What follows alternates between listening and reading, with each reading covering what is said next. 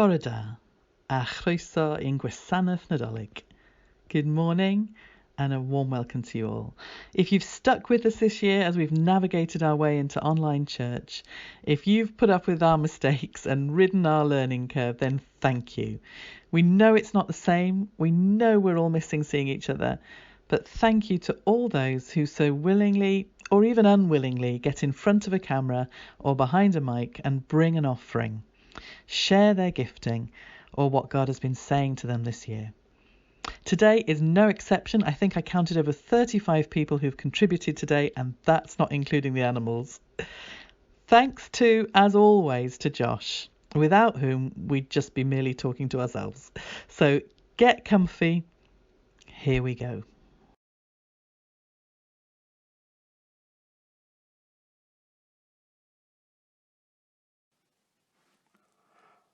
Bore da, pawb. Zippy here. Now, this year's slightly different with all the social distancing, so we can't have the normal nativity. So I've asked some of my animal friends if they'll help me tell you the Christmas story. Now, where shall we begin? Hang on. I should be telling this story, 'cause my great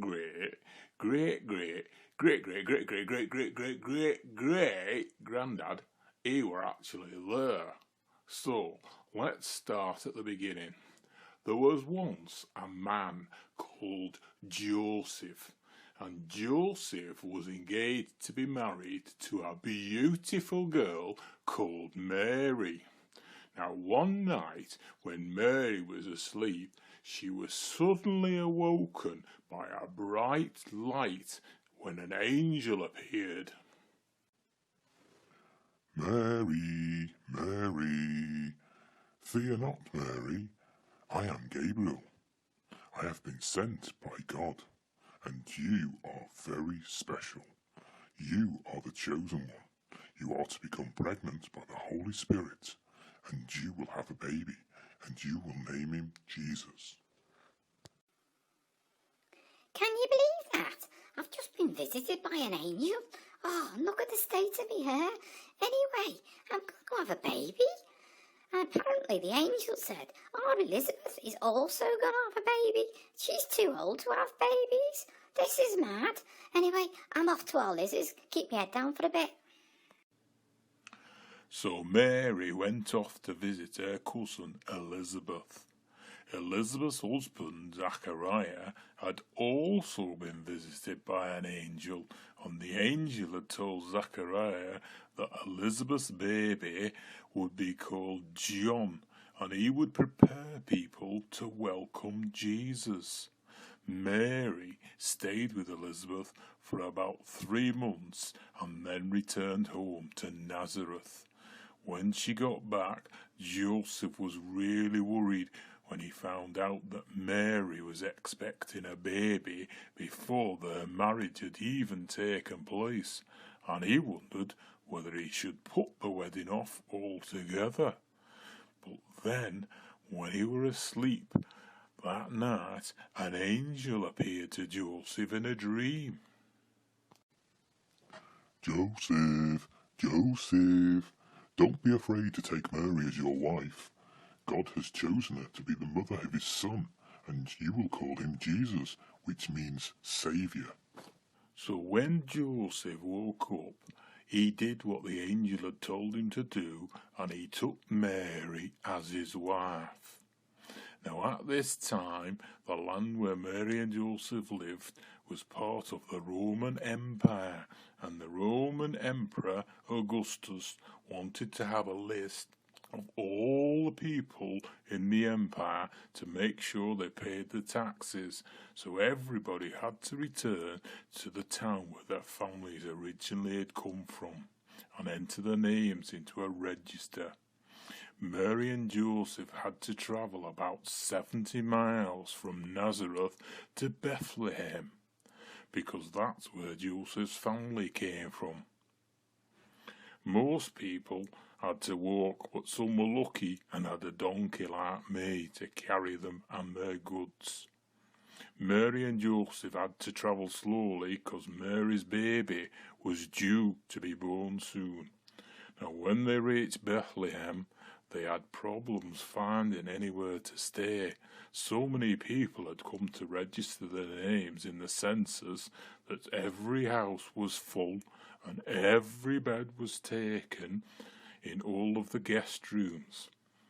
In the end, the only place that they had to stay was a place that was normally left for the animals. So, it were not long after Mary and Joseph had just got settled in the stable when Mary gave birth to Jesus, the Son of God. She wrapped him in swaddling clothes, but because there was no bed, she had to put him in a manger that normally the animals ate hay from. Now, in the fields outside Bethlehem, shepherds were looking after their sheep, when all of a sudden an angel appeared to them, and the glory of God shone around. The shepherds at first were very scared, but the angel said, "Don't be afraid. I have good news for you and everyone. Today in Bethlehem a Saviour has been born for you, and you will find the baby lying in a manger." Then many more angels appeared, light in the sky. The shepherds heard them praising God, singing, "Glory to God in the highest." When the angels had gone, the shepherds said to one another, "Let's go to Bethlehem and see what's happened." So the shepherds went to Bethlehem, where they found Mary and Joseph and the baby Jesus lying in the manger, just as they'd been told. Then the shepherds returned to the sheep, praising God for sending his Son to be their Saviour. Now, when Jesus were born, a bright new star appeared in the sky, and some wise men from faraway countries saw the star and guessed what it meant, because they were very clever men that studied the stars, and they'd read in old writings that a star would appear when a great king was born. They set out to find the new king to bring him gifts. The wise men followed the star towards the country of Judea, and when they got to the capital, which was called Jerusalem, they began to ask people, "Where is the child that were born to be king of the Jews?" Herod, who was king of Judea, when he heard this, he was very angry that someone might want to take his place as king, so Herod sent for the wise men to come and see him. "Welcome, wise men. Thank you for coming. When you find this new king, please come and tell me so that I may go and worship him too." Now, what Herod did not tell the wise men that he really had an evil plan in mind to kill the new king.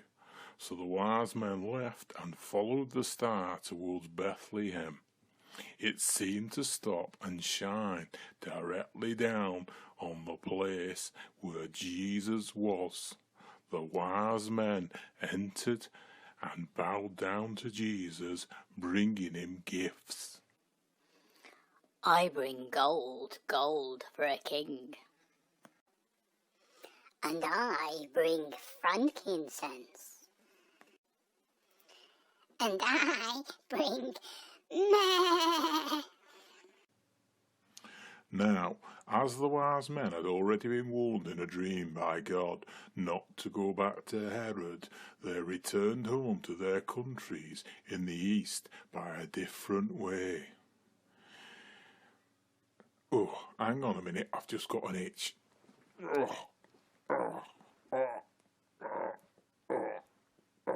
That's better. Now, where was I? "Don't forget me, Steve, the Christmas flea.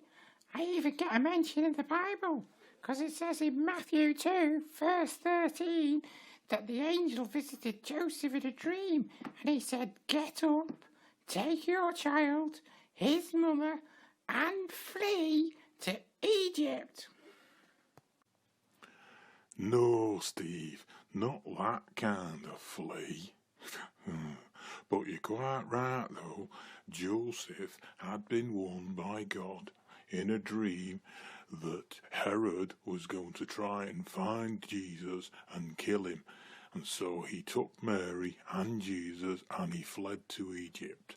And he stayed there for some years. When he returned, rather than going to Bethlehem, he went to where he used to live in Nazareth.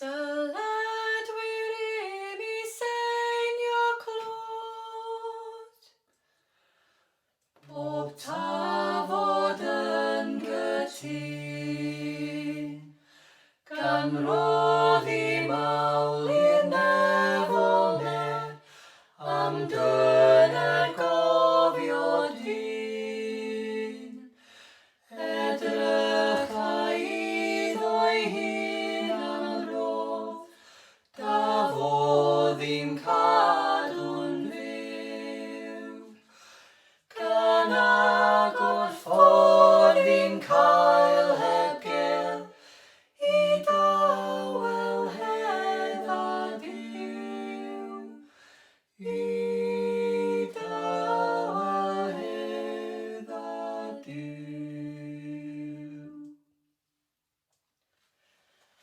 O'i ras ei fab ar oes o'i fodd, anfonodd ddawn I fyd, pa iaith amlyg a gariad yw'r, am drysor mwyaf drud.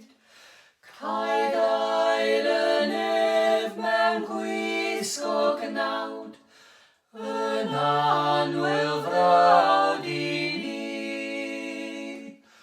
O wel y iachal dwriaeth rad, o drefniad un yn dri, o drefniad un yn dri. Ystorion ras yn Iesu mawr,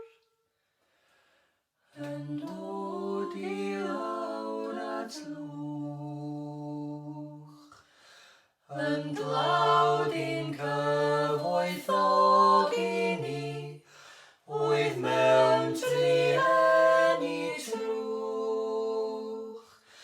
Ei hun mewn oes, oedd i'r farwaith, yn bryd wer llawn ar bren.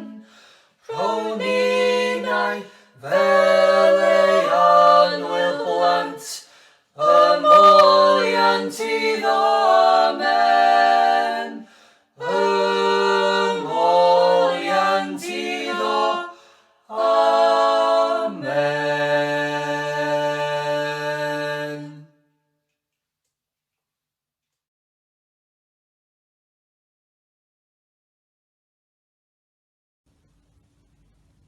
Before the world began, there was the Word.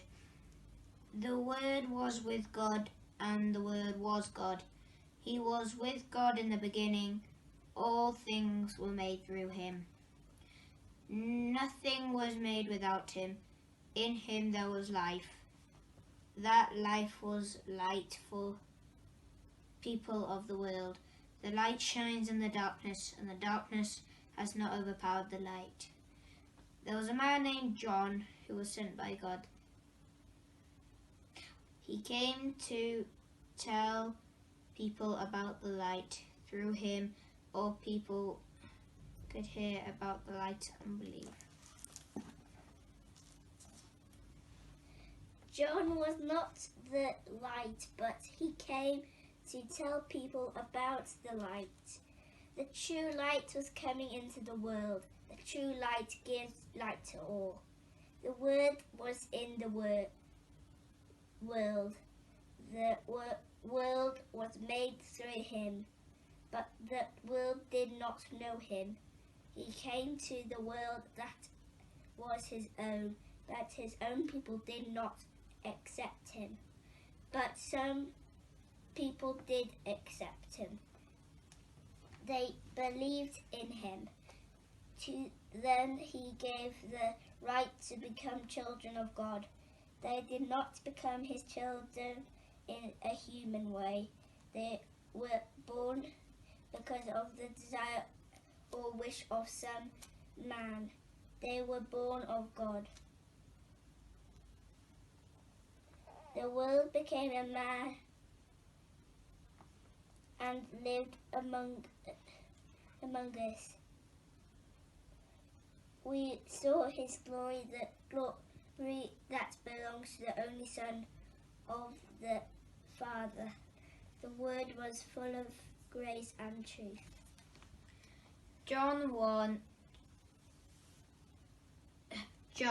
John chapter 1 verse 1 to 40.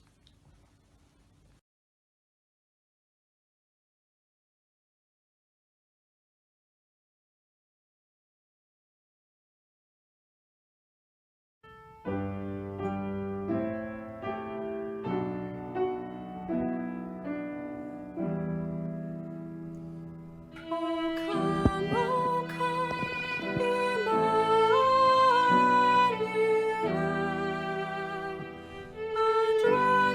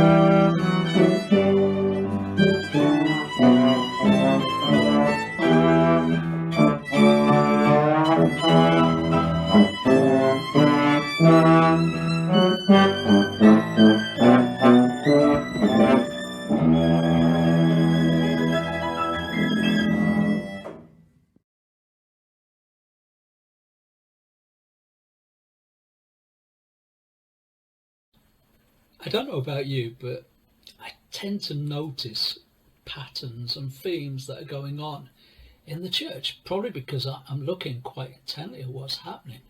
But what I've noticed is that this year, the message that I'm hearing from so many has been focused on the word Emmanuel. And Emmanuel means God with us. This is not by accident.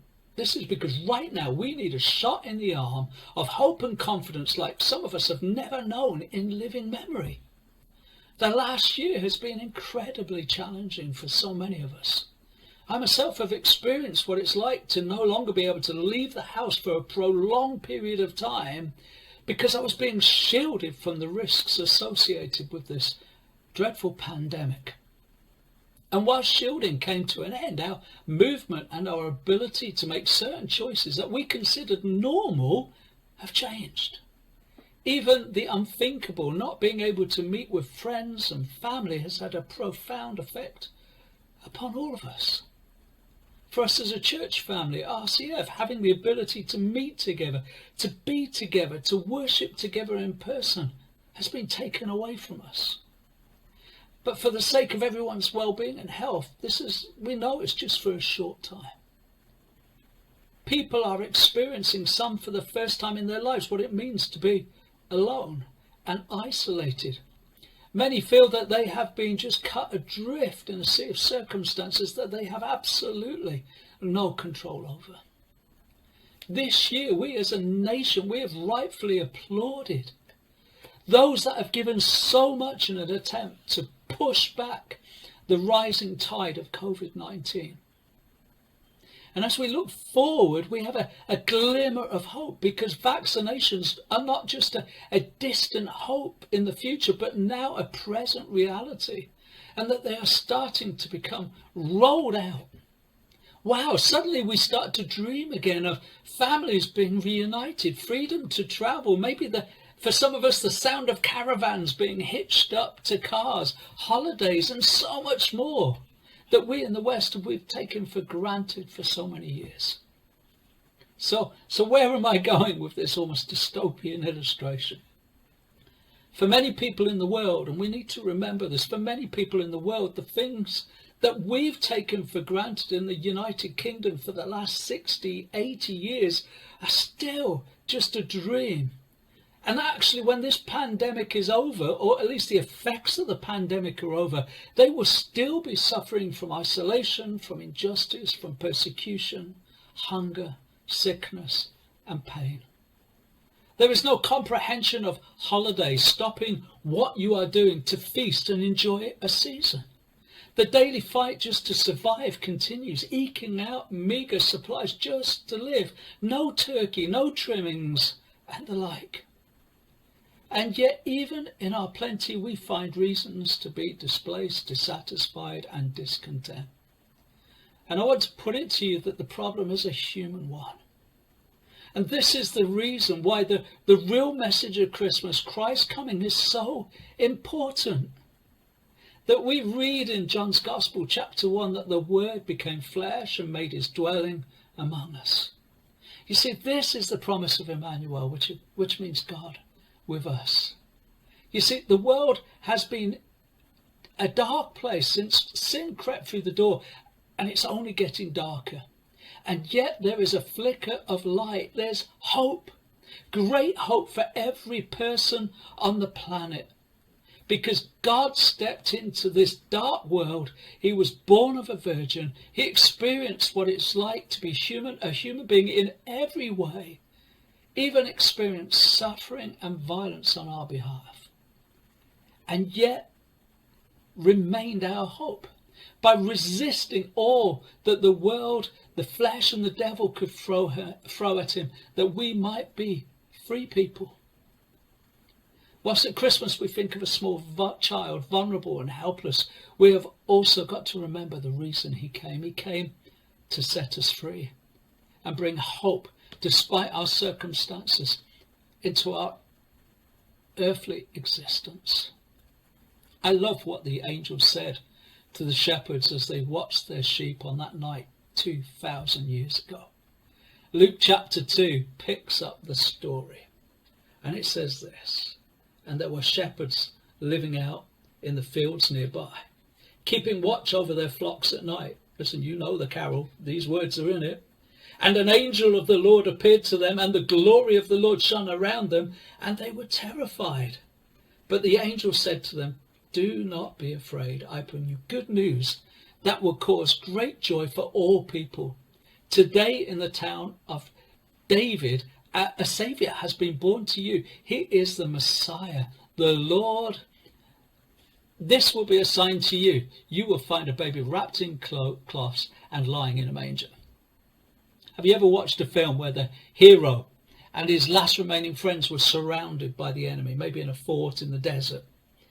And they'd almost to the last soul just given up, because they knew that they were doomed. Their supplies were running out. They had no more ammunition. Their only way of escape had been cut off and had gone. And then suddenly, from the distance, they hear the sound of a trumpet. Indistinct at first, but growing and growing and growing. A bugle blast. Hooray! The cavalry are coming, and the enemy suddenly just melts away, and rescue has arrived. I want to tell you, the prophets of long ago and the angels blew their trumpets, and God's rescue in the form of a tiny baby arrived. Good news for all mankind. Light came into the darkness. He grew up. He died for all mankind, that we might become his children and receive his hope in our lives.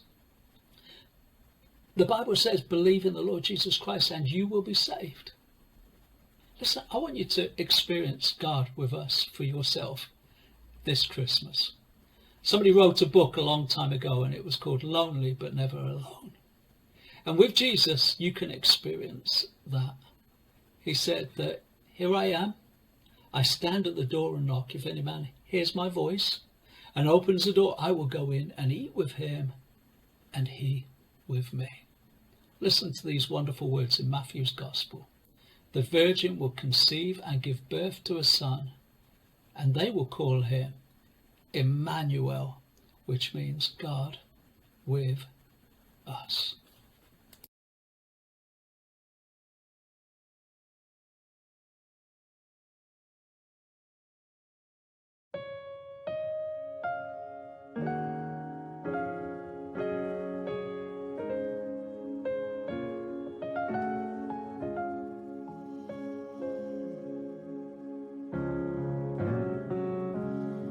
Oh, come, all ye faithful,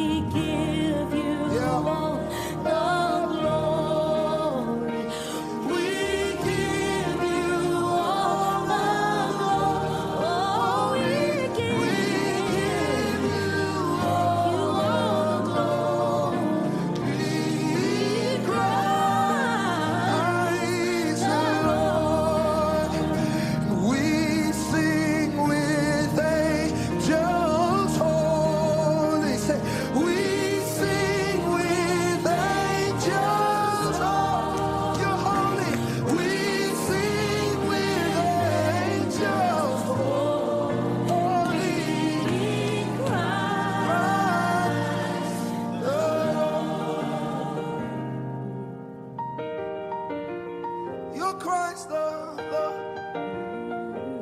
We know you are. You're Christ the Lord.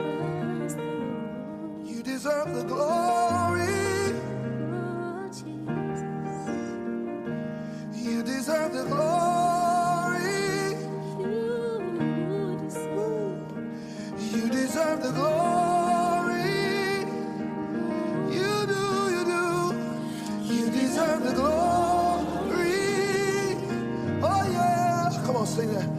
You deserve the glory. Oh, for all that you are. You deserve the glory. For all that you've done. You deserve the glory.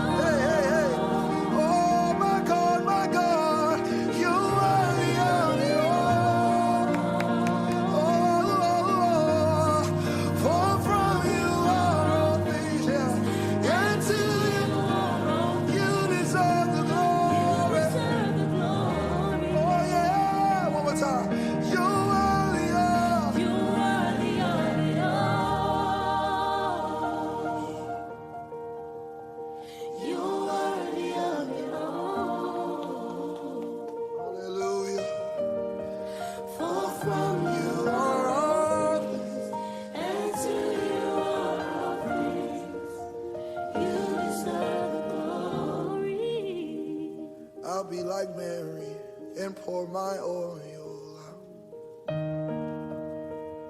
I'll be like Mary and pour my oil out. It's all that I have left. You're worthy of it all. I'll be like Mary and pour what cost me out.